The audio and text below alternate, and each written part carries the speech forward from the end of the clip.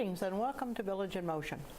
We have a unique show, as I just indicated. We're going to do something that hasn't been done on Channel 6 before. We're going to have a call-in show about hospice.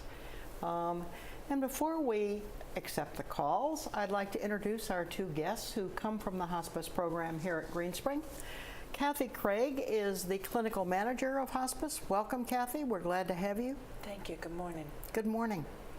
Jane Garrell is the primary nurse, or the nurse, Jane? Right now, I'm the nurse. But You are I'm the nurse. The case manager. So for All right, patients. case manager and nurse. Yes. You're both RNs. Yes, ma'am. Mm-hmm. All right, good. Well, Jane, we're glad to have you as well. Kathy, let's start with you this morning until we start getting calls, and I hope we have a number of them because I think there are a lot of questions about hospice. Why don't you begin by talking about it, telling us about hospice here at Green Spring? Okay. Well, hospice here at Green Spring, right on campus. We live down on the terrace level over in Forest View, so we are convenient to the whole campus. And one of the nice things, we take care of our residents, whether they're living in an independent apartment or over in Garden Ridge in long-term care, memory care, assisted living. So we can see patients throughout the whole continuum of care here on campus. The basis of hospice is that it's care at wherever you're living. Yes, Is that correct? Mm-hmm. Okay. So that folks aren't having to go to the hospital or go someplace else. They don't have to leave where they're comfortable. So many times, you go to the hospital, you come back, you go to Garden Ridge, and eventually you get home. When someone comes into hospice, they don't have to go to the hospital if they've been working with their doctor about what their wishes are. They don't have to downsize and go over to assisted living or to long-term care unless it's a choice that they would like. If they say, I'm not willing to have someone in my apartment all the time, I just assume go over to Garden Ridge and have all my 24-hour care taken care of there. So we go to them. How do you get into hospice? What are the criteria to get in? Who is in hospice? Well, to start out with, what we're looking at are patients who have these disease processes that aren't going to get better anymore. They're not fixable processes. And you might have a patient or one of your residents' friends that you find are going back and forth to the hospital frequently, or they're going back and forth to their doctors frequently. And maybe hospice would be a nice option of care. So it's a terminal illness. Yes. Is what you're saying. It's a terminal illness. Is there a particular criterion, Kathy? In other words, is there a definition of a hospice patient? Yes, it is somebody that has a terminal disease process, a disease that's not going to get better, a chronic condition that is more limited in life expectancy. Instead of a person living with a chronic illness for years on end and learning how to take care of it all those years, it's somebody whose life expectancy is now measured in months. All right, is it 6 months? It's 6 months or less, but that doesn't mean that at that 6-month mark, if somebody hasn't passed from their disease process, they automatically come off of hospice. We have to look at where they're at in the disease process, even at that 6-month mark, to say, hey, do they still show the criteria to continue the hospice care? We've all heard about folks who actually graduate out of hospice. When someone plateaus or they're no longer declining, and so we've managed symptoms, things are somewhat more controlled at this point, and you don't have a measurable decline, Medicare looks at that and say, okay, they're no longer in that end of life, quality of life has changed mode. So this is the new level, but it's a stable level. And then we discharge them with a safe plan, making sure if they needed oxygen, we've worked on that. If there's certain equipment that makes their life more comfortable during that time, we go from hospice equipment over to your Medicare approved equipment, working with your doctors to get that all processed. And so it's a smooth transition back into the community. Many times people link up with home support at that point because perhaps we've been helping them with the medications, and they say, you know, it's been really comforting having those pill boxes filled, and I'm not sure I'm ready to take that back on. So then we link them up to home support to work with that, so that once again it's a smooth transition. So yes, people do graduate. What does hospice care look like? What is provided by hospice? When someone comes into hospice, many times we look at what equipment makes them comfortable, so that if lying flat makes them short of breath, we work with an adjustable bed. If walking around is too much of a challenge, we look at a wheelchair. We look at shower chairs that you can take that shower, but you don't have the strength and endurance to stand up in your shower. So it's all about equipment to make quality of life. It's about the team. The doctor is your doctor, still remains your doctor. We also have the medical director to assist us with making changes if we need to. Nursing comes... So you have a medical director then that's overseeing the hospice care? Absolutely, absolutely. As part of your team? Absolutely. She needs to look at every case that we bring onto hospice and ensure that they do meet that hospice eligibility. But the primary doctor, it can be the medical director, but it can be also a patient's doctor, either here on campus or off of campus. Well, now Kathy, if you're retaining your primary doctor, does that doctor then typically make home visits? I haven't found that outside doctors come in to make visits. The patient may go out to see that doctor. But if the person's in hospice, are they likely to be able to get out to see a doctor? I would say about 50% of them do. Oh, do they? Absolutely. Okay. All right. But in hospice, our medical director does make visits in the apartment. But remember, once again, when we're talking about the team, the nurse is going to assess symptoms and to evaluate, and then talking to the doctor what she's seeing and all, and what does the doctor recommend to make a change to improve that quality of their symptom. And so we're the eyes and the ears for the doctor on a weekly basis. When we're not comfortable with what we're seeing, we'll call the doctor and say, can you make a visit? This is what's going on, and I really value your assessment, and can you make a visit? We also have hospice aides that come in. Our aides are there usually for tasks. So if you don't feel safe to shower by yourself, if you are having a challenge getting in and out of bed, if you're getting too winded and you can't move about the kitchen to make your breakfast, throwing the laundry in, the care, physical care, and the cleaning the apartment for that patient, so straightening up the bathroom and the kitchen, the dishes for the client that we're seeing, those are all part of the care. Now, Jane, is that covered by Medicare? All of that? That is all covered by Medicare. The biggest thing is a lot of times people need more than an hour and 15 minutes a couple times a week. Is that what Medicare limits it to? It's limited based on symptoms. So we're not there for custodial care. We're actually doing tasks. So we're not there to sit and just be there to observe and work with things as it's coming. They go in, they have a plan of care that we work with the patient or the family, depending on who can make the decisions. And there's a plan of care that talks about lotion and massage and showering and dressing and mouth care and moving from bed to chair and assisting with meals and that type of thing. I see. So it's not just general cleaning kind of thing? No. But Medicare limits the hospice benefit to intermittent visits. We don't move in with our residents and provide that day-to-day custodial care that Jane was talking about. We set up frequencies for the different team members that the patient wants as part of their plan of care.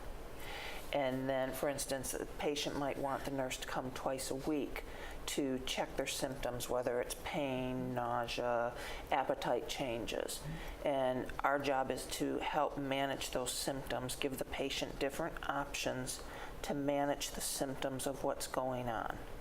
And then from there, if we stabilize those symptoms, we may back down on our frequencies if the patient wants, or if a patient continues to decline, our visit frequencies will increase to meet the teaching needs and to meet the symptom management needs. All right. Typically, do hospice patients often then get aids in addition to what is provided by hospice? Many times. I mean, I'm thinking of for cleaning and A lot of things of that times our sort. patients will have a private duty person in place already. It could be somebody hired from the outside. It could be our very own home support, Right. providing anywhere from a few hours to 24 hours a day. Again, hospice goes in as an extra layer of care, which means we may supplement one of our aides also to help the aide in the home with the heavier bathing, turning, repositioning type tasks. And they're there for that hour, and then that custodial caregiver continues the 24-hour care in between our visits. Okay. But many times, if a resident that's in hospice has a spouse, and most of our spouses are in the same age frame of the resident, so some of those tasks may be uncomfortable for the spouse to do. I can't help lift from bed to chair. I would think so, yes. I don't feel safe stepping into the shower when it's wet. So that many times that's where our aid is very helpful, that a spouse is doing the primary care, but the aides coming in and doing the showers, and then they may still have home support the days that we're not there. Many times, they'll say, oh, I have all this help Monday to Friday, but I don't on the weekend. I'll get help on the weekend. And that may be how it starts. And then they say, oh, that really makes my life easier. I really do need that help. And then they'll hire some additional help. And then as life changes and it's no longer just getting someone up out of bed and getting them dressed for the day, but geez, I really do need help getting them back to bed. So then they may hire some help for bedtime routines. And then, I need to go to the doctor's office. I need to go get my hair done. I need to go to the grocery store. I'll get some help to come and stay with my spouse while I go and take care of myself or the things I need to do for us. Certainly your caretaker is going to need some relief. Yes, absolutely. One of the things that I think we should stop and encourage folks to do is to call. I'm assuming that the number has been put up on the screen. I don't think I have it here, for which I apologize. But folks, call in. We need your questions, and I'm sure people have questions. So call in. Is the number going up on the screen? Can you see? I do see the number. Yes, up. Okay, 703-923-4639. 4639. 4639, folks. Give us a call. How long has hospice been going here at Green Spring? We're in our 8th year. We started 8th year. 2007, summer of 2007, we took our first patients. And there we have a call. There we go. Hello, caller. You're on the air. Hi, I have a question. Where can hospice serve clients on campus? Well, Thank you. and we can serve clients in their apartment in independent living. We can go over to Garden Ridge and see them. Now, are those the people who are already in Garden Ridge? Is that what you're saying, Jane? Yes, ma'am. Residents that already reside there, but they need hospice. We can still go and see them. We're an additional care for them there. We don't take any of the care away from them over in Garden Ridge. So You're supplementing. we're supplementing, adding some added support, layers of support. And so whether they're in the memory care unit, whether they're in the rehab unit, or whether they're in long-term care, or assisted living. So there's times that people come from the hospital, and hospitals can make us very weak. You know, you're sick when you go there, and it's a place that you don't get up and move around, so you get many times weaker. And so you come back and you do rehab, and then there's a time sometimes that you're not progressing at rehab. And so that's when hospice many times is called, is for taking over when you no longer meet the criteria for rehab coverage. So. Okay, Jane, thank you. All right, caller, I hope you got your question answered, either in your own apartment here in independent living, or if you're in Garden Ridge, any one of the units that you're in. That's correct. Okay. You have been in existence for 8 years. How many patients do you have in a normal year here? In a year? And you're just restricted to Green Spring, right? 100, 124, I'd say, a year. Yes. 100 to 124. For a That's- year. Wow. And we are limited to Green Spring. Not that our license limits us to Green Spring, but our staffing provides us to take care of patients here, opposed to driving all over Fairfax County. I wondered if you'd had calls from people in Springfield. We do get calls. Yeah, I mean, it would make sense that you might. Right, because people look online for hospices in Sure. the area. Sure. Hello, caller, you're on the air. Good morning to all of you. I do have a question I'd like to ask of your hospice team there. And one is, how do I know if my husband or wife is eligible to receive hospice services? And additionally, who pays for it? Thank you, caller. To be eligible, a doctor has to certify that a patient has a terminal illness and that their life expectancy is 6 months or less. All right, this is an affidavit kind of, I mean, it's Yes, the doctor is it's an certifying. official. Right. They Okay. have to make a statement, and they have to write out their statement. And this is a good time for patients, again, if they're frequently flying back and forth to the hospital or to the doctor's office. The patient has a really good relationship with their doctor, and it would be a good time to sit down with that doctor and just have that open, honest communication and discussion about, you know, I keep coming to see you so often. What's going on? Is this getting better? Is it not getting better? What are my options for care? And then the doctor would sit down with the patient and kind of figure out, well, what are their goals? How do they want to be taken care of? And then as they're having the discussion about options, they could always bring up the hospice as another option of comfort care, symptom management in the home setting as a way of managing a quality of life. So, for instance, I don't have to keep going back and forth to the hospital. Maybe by hospice, the nurse can come and look at my symptoms in the home setting and keep me comfortable at home, where if I'm constantly going to the hospital, they may not be doing anything different than my nurse coming to see me would do in the home setting. And then I can stay at home. Hospice can keep me functioning at my highest level that I can function at, but take into account the changes as I start declining from my illness. But likewise, Wait a minute, could I stop just 1 second here? I think you're touching on something that maybe is not totally clear, and that is that there is no aggressive treatment during hospice. There is palliative care, there is pain relief, there is what? Would you say comfort? I think that's the word you used. comfort and symptom management, yes. And symptom management. Yes, So that you're, and the way you put it was, you're as functional as you can be. at the highest Yeah, level. because our job is to focus on what that patient considers quality of life in the end stages of their life. And you have a discussion about that so that there's clarity on that particular issue. Yeah, because my job is to teach them how to take care of and how to manage those symptoms and keep them functioning, again, at their highest level, because maybe there's some things that they need to do at end of life. Maybe they want to take that final trip, or take care of their business, get business And in they certainly order. want to be without pain. Right. Yes. That's something we all understand.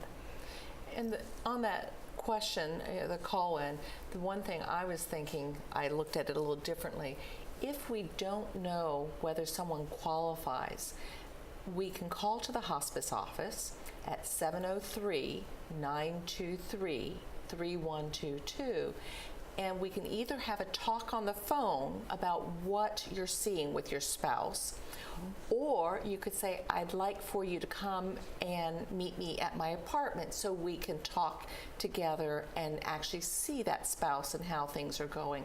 So that from a hospice standpoint, is there enough going on that I feel that they would qualify, and then we can help support them going, saying, okay, let me go to the doctor and say, this is what I've been seeing. You agree with what I'm seeing, and now I need to talk to my doctor about whether the doctor feels it's sufficient that we can talk about hospice. So you All can right, just so do it a both spouse ways. can refer. Surely. You can self-refer. Absolutely. Your doctor can refer you. Absolutely. The social worker, I guess, could refer Yes. you. Very much so. What do you see? What's the major way that people are referred? Is it self-referral or? Actually, I referrals? see quite a variety. The social workers on campus, the nurse practitioners, the doctors will refer. Garden Ridge, either the nurses or the social of workers. course. I've had families call me to say, hey, I'm taking care of my mom and she lives at Green Spring and this is what's going on. And again, we'll start having that conversation about what they're seeing is happening or causing transition or decline. And then from there, I might be able to help them understand questions to ask the doctor. Or if they give us permission, we can have those discussions with the doctor with them. All right. Now, do you then actively encourage discussions with families and physicians and so forth in terms of the kind of care that a patient wants? I mean, how aggressive they want their care to be? Well, we ask them what they want. What does their... Do you ask them, Jane?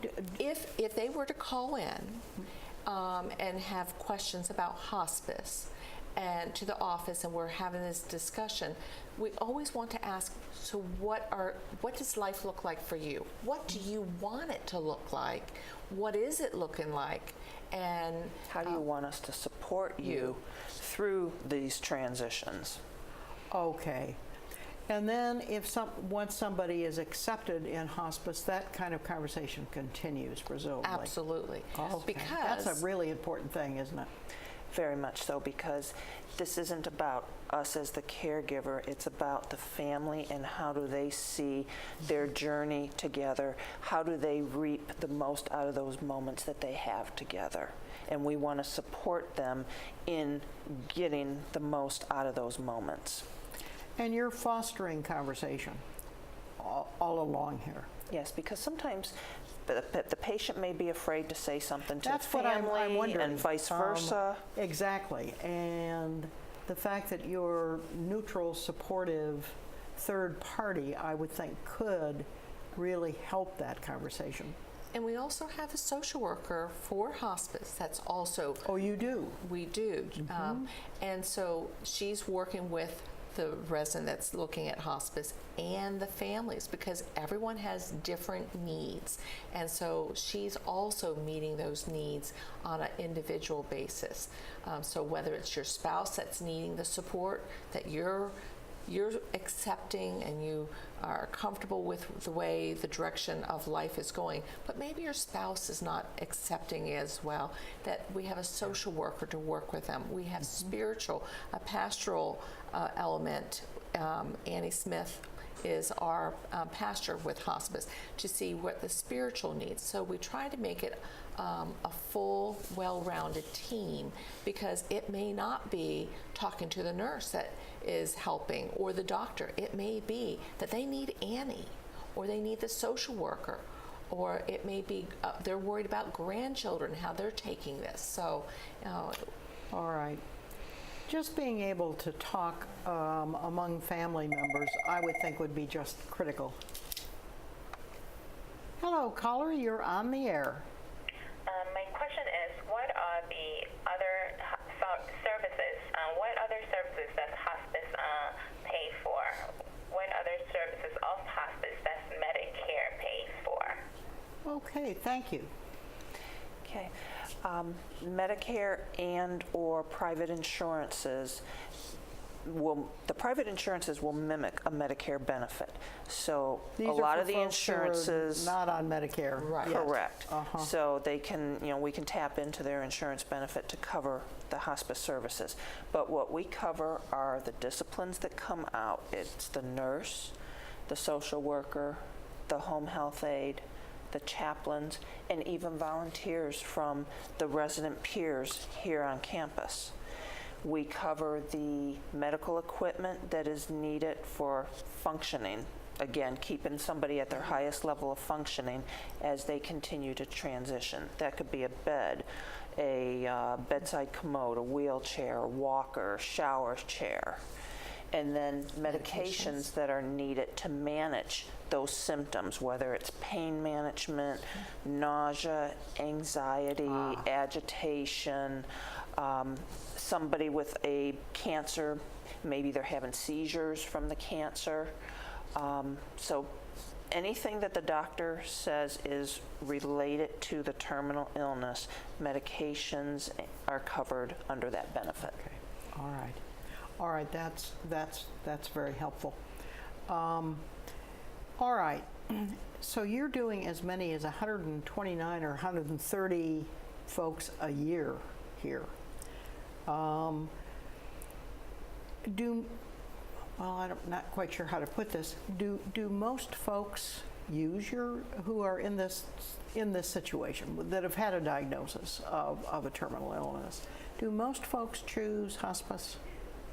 I think a good portion of people have hospice. Of course, we are not privy to those conversations where people decline it. Mm-hmm. What's interesting is a lot of people think that hospice is for the last days of life, not about the quality of life for 6 months plus. Right. And so that's, I think, what delays a lot of people. That would make sense.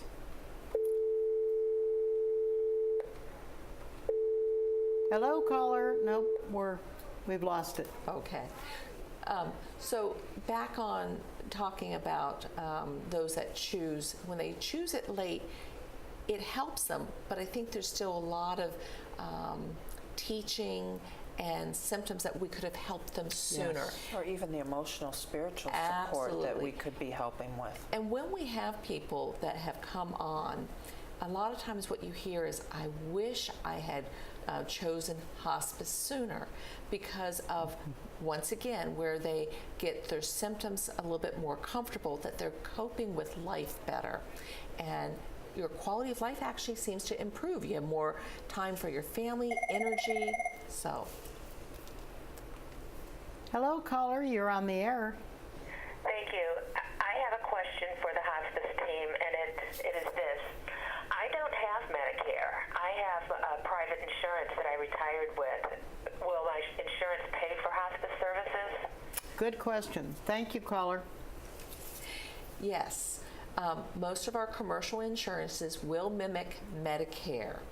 We may have to get authorization and do a little bit of paperwork in front of it, but yes, it does get Same covered. coverage. Absolutely. And our hospice accepts what the insurances cover. We do not charge co-pays to our patients.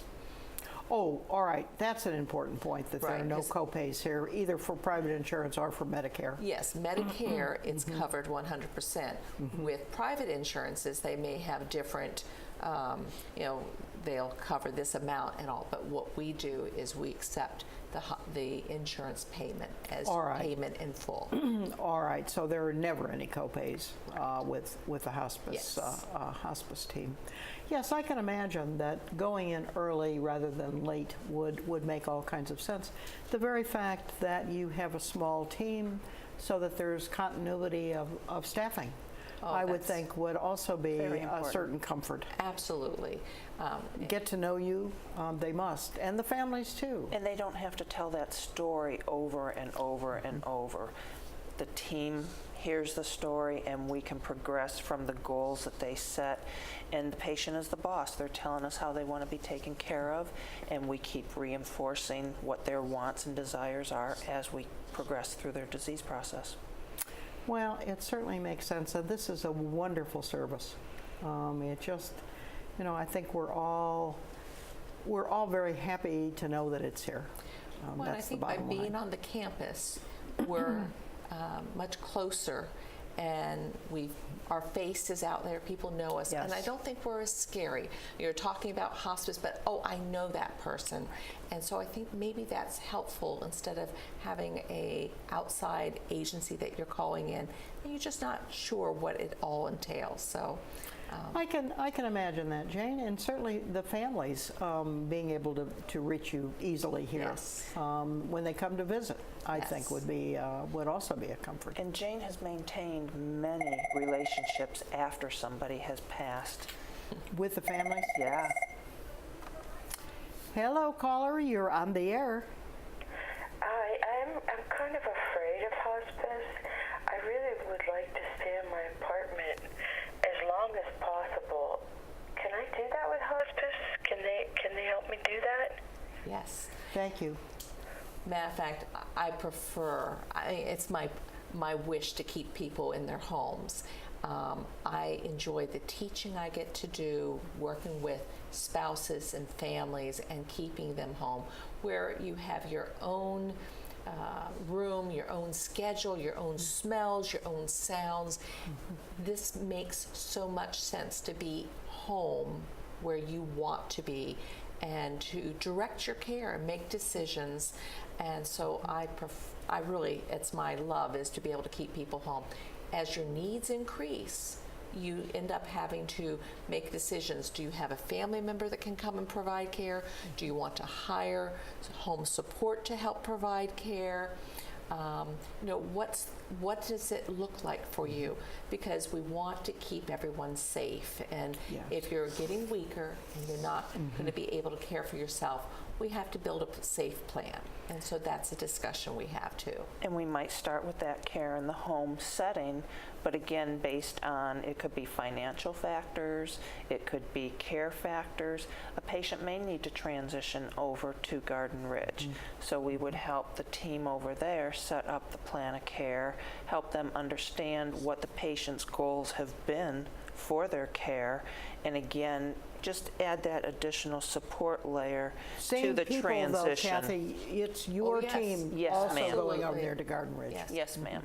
But majority of the folks that start at home are staying at home until their Are they? end. Absolutely. It's very few that are transitioning over, but it's always their choice. It's not us. Okay. It's that's not us that's forcing an important point, isn't Yes. it? That it's their choice. their choice. Yes. Well, I see that our time is up. We've had some excellent calls today. I think these have been very helpful. Is there anything, Kathy, that you would like to leave us with this morning? Again, thank you for allowing us to come and speak today, but thank you to the residents and their families for allowing us into their homes to evaluate, help them understand options of care that are out there for them, and even allowing us into their home to take care of them. It is such an intimate, private time, and we just feel so privileged to be able to go into their homes at this time and help them achieve, hopefully, a peaceful death. Well, I think by the same token, we thank you for all your good service here. Thank you. And the fact that you're just helping a lot of people and their families. Thank you very much. This has been a most interesting show today, both of you. And viewers, we're delighted at your questions, and thank you for those. We're now going to turn to some announcements.